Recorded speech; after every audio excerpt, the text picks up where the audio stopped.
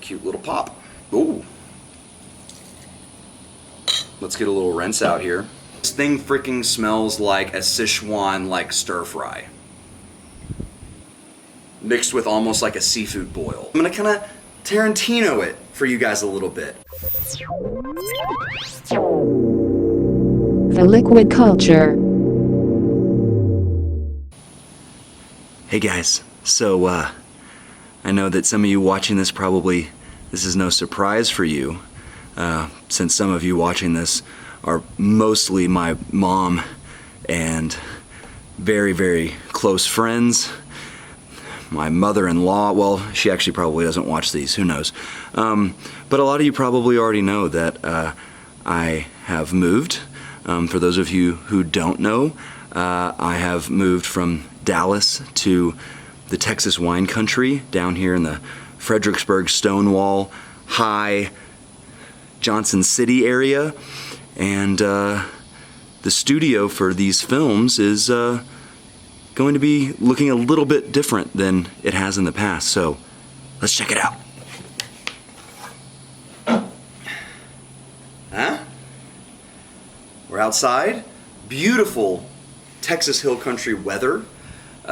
First episode of the Liquid Culture with me, Mitchell Chirac, in the new setting, which is the Texas wine country. Right now I am in Stonewall, Texas, living in a cabin just right behind us here. You probably can't see it. I'm sweating a little bit. It does feel nice out here though. We've got my view here is vines, which you guys can't see, but will probably be the backdrop for future videos. I'm still trying to figure out where I want to film these things.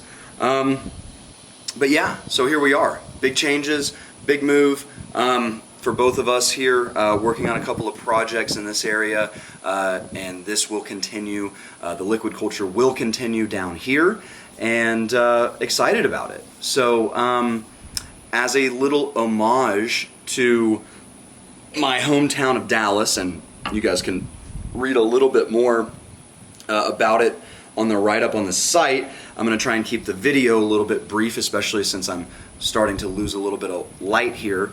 As an homage to Dallas, I wanted to do a video on some Dallas craft breweries. In my opinion, some of the better of the Dallas craft breweries that are out there. But I wanted to give it a slight focus, and the way that I'm going to do that is I'm going to kind of Tarantino it for you guys a little bit. I'm going to start with a beer from a brewer who is one of the first nomadic brewers in Dallas, and kind of work backwards through a couple other beers that kind of talk a little bit about his timeline and getting him to where he's at. So let's get started.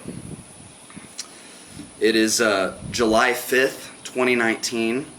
I've been working off my hangover from the 4th of July about all day. I've been working on keeping that sucker at bay. Had a fun time, drank some good wine, ate some good food. Didn't see any fireworks though, surprisingly enough, for the 4th of July. We did see a cool parade. First time in a little small town parade. If this, I guess this cork isn't wanting to come out. Let's see. Oh, the cute little pop. So the brewer who I mentioned that we are going to be kind of using as our focus today, his name is Barrett Tillman.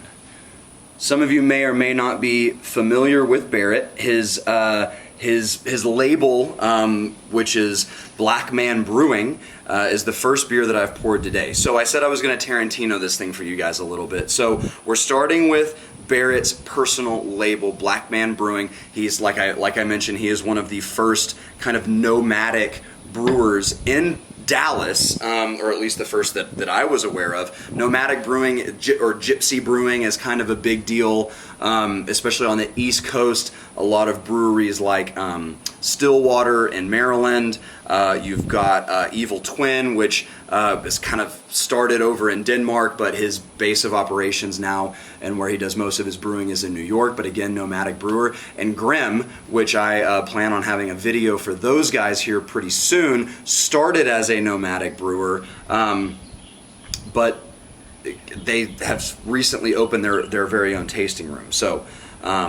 So they are no longer that, but just a big name nonetheless. So Barrett, he started his brewing career actually at Bishop's Cider in 2014. That's where he got his start, and then from there moved to Deep Ellum Brewing Company, which is where he really kind of developed a name for himself. He was brought to Deep Ellum to do their kind of barrel house sour style beers, which we will be tasting one today, and then ultimately became their head brewer, left there and started his own label, Black Man Brew, which I want to say he started like in 2018, so it's pretty relatively new. I mean, he's been brewing for a while, obviously, but I mean, in terms of just the label Black Man Brew, I think he established, I want to say in 2017, 2018. So, and this Geisho Forest was, I believe, his first beer to brew and bottle under this label. So he is really a big proponent on beer as an art form, as a craft. And the reason that I wanted to pick him as the focus for this was for that reason specifically. You know, I'm all about craft products, artfully created products, like products that have lots of passion, right? A lot of passion. And Barrett is one of the guys who I think is really going to put Dallas craft beer, not only from the, you know, kind of taking advantage of this craft beer boom from a monetary standpoint, but someone who's going to be making really good beers with a lot of soul and a lot of passion to really kind of drive that Dallas beer scene.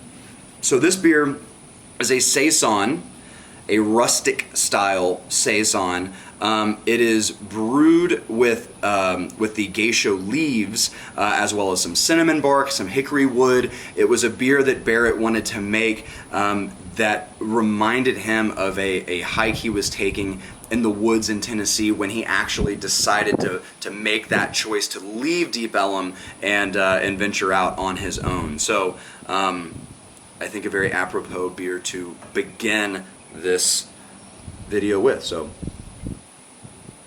it's got a pretty faint nose. Honestly, it smells pretty yeasty. I mean, saisons, they generally they're kind of like the champagne of beer. They're the yeast characteristic is what is really supposed to be the major highlight of a saison, and you can really pick up that yeasty, bready, toasty kind of quality. But there is also a little bit of like a damp wood kind of thing.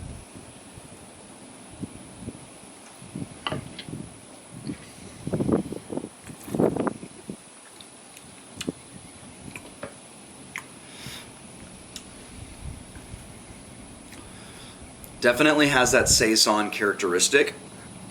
The color is really, really beautiful. The flavor palette is very yeast forward, which really doesn't surprise me, given that Barrett is actually like one of his major businesses right now, beyond just being a brewer, is that he is selling brewers yeast. And it's really no surprise here that this beer, the major component of the flavor profile here is that yeast.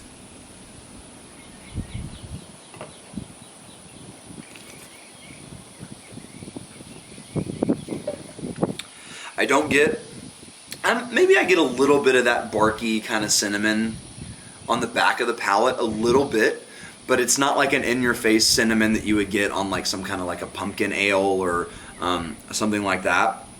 It's really restrained, well balanced. I honestly was expecting a little bit more acidity since Barrett is so kind of sour beer focused, but it's still great without that. I have another one of his beers that is a sour, like a tart, like a fruit beer. I want to say it's like raspberry or cherry or something like that. I expect that one will be a little bit more tart than this one, but overall, just a really nice light beer, especially for me. I've kind of moved away from saisons a little bit because that yeast quality can be a little overpowering. It can be a little cloying and like linger on your palate really seriously, and it doesn't really do that here. You get the flavor of the yeast, but it's not really like lingering, like overbearing, like yeast characteristic.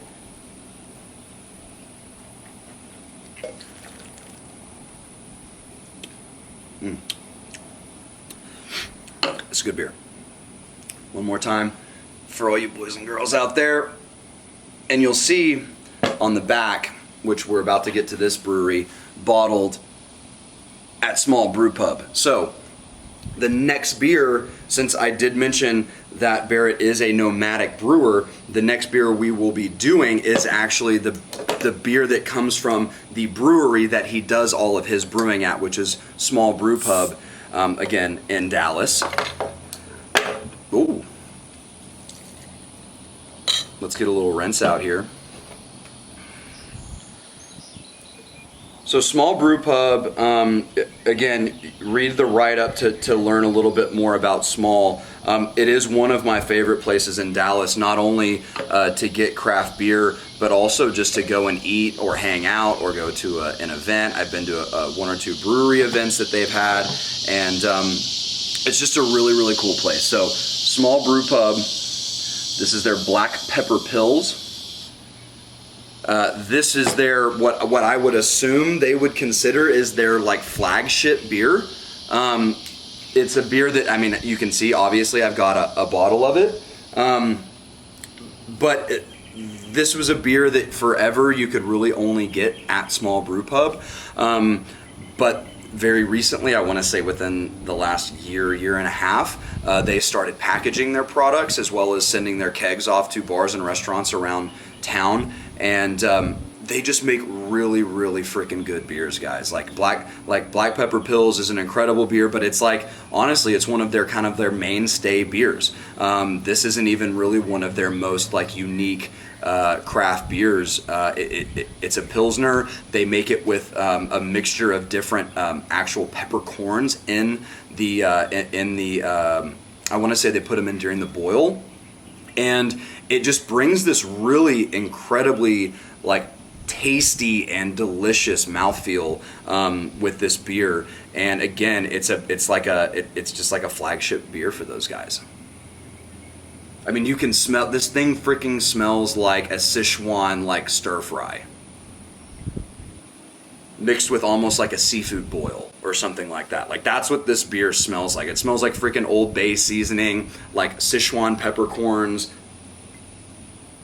It smells really, really good. 5.5% alcohol on this one. I forgot to mention on the Black Man, we were at like 6.2, I want to say. 6.5 on the Black Man. This guy's 5.5. Black Pepper Pils from Small Brew Pub.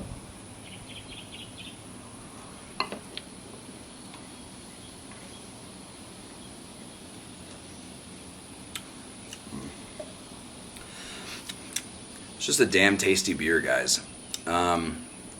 This is a beer that I mean, it is adventurous. I would say an adventurous style of beer for people who aren't into beers that taste different than what they expect a beer to taste like. It does not taste like a beer that you've ever had. It's completely unique. It's got its own singularity.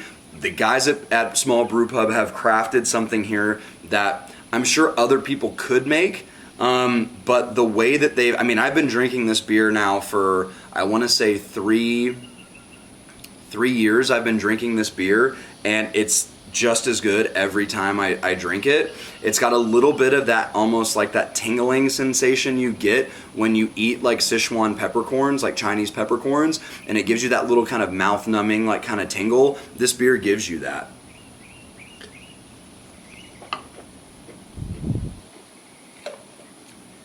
The flavor profile is really nice. It's got a little acidic kick to it, but it's not a sour beer. It's not a barrel-aged beer. There's no wood on this.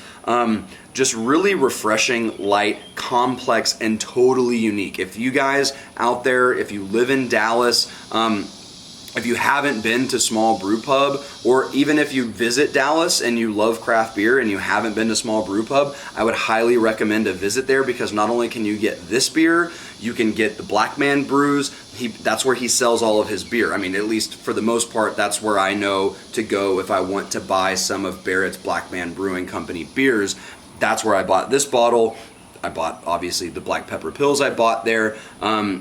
And in addition to that, it's a badass spot to hang out. Their food's great. They've got this menu of really accessible but elevated bar food, anything from sandwiches to salads to they even do, I'm pretty sure they even do a big like family style meal that you can go, you pay, I think it's like $100, maybe not, I don't know, don't quote me, but you get a giant like lamb shank with all these sides and like house-made rolls, and you drink badass beer. Go to Small Brew Pub. It's a cool place to visit.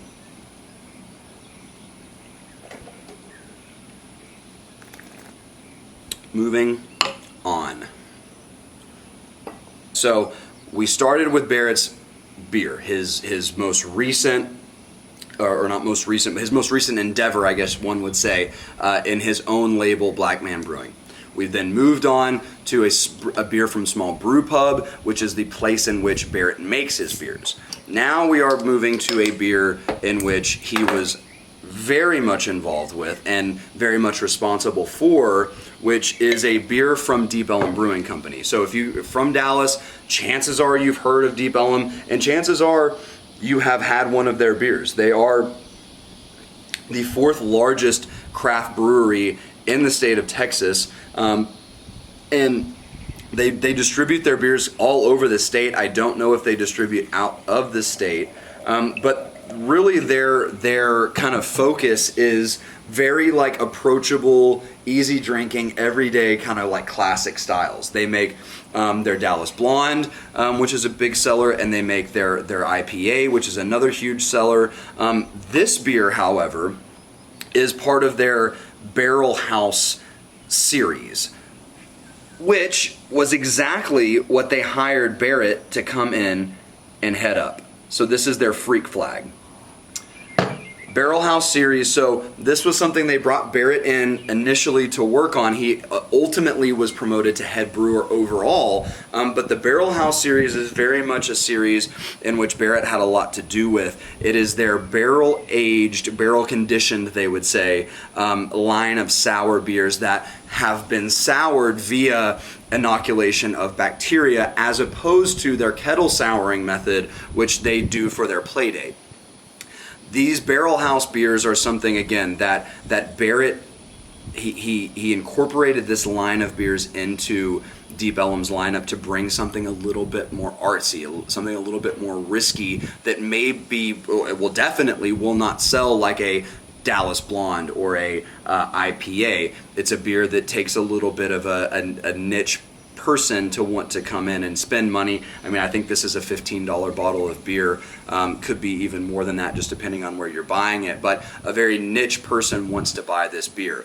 I honestly am not even sure if Deep Ellum is still making these Barrel House sour beers, because I don't know if that's something that they're wanting to do. I mean, they are growing exponentially at Deep Ellum. They've even incorporated a distilling arm, and they will be releasing a vodka sometime pretty soon. So don't know if they're still doing this. I've actually been holding on to this beer for, I want to say, a year and a half-ish. I bought this beer and have just been holding on to it, letting it age. So I'm pretty stoked to taste it here today. I mean, I've had a bottle of this before. I've never had one that is a year and a half old. So it's a Flemish style red ale. Now, they say on the bottle it's an American sour red ale, but it is very much made in a Flemish red style, which is a very classic Belgian style, or a Belgian sour beer. The red sour. It smells really nice, very reminiscent of like dried fruits, figs, plums. You definitely pick up some of the oak on the nose. I mean, it's got a very pronounced kind of fruity aroma, even though there is no fruit in this beer.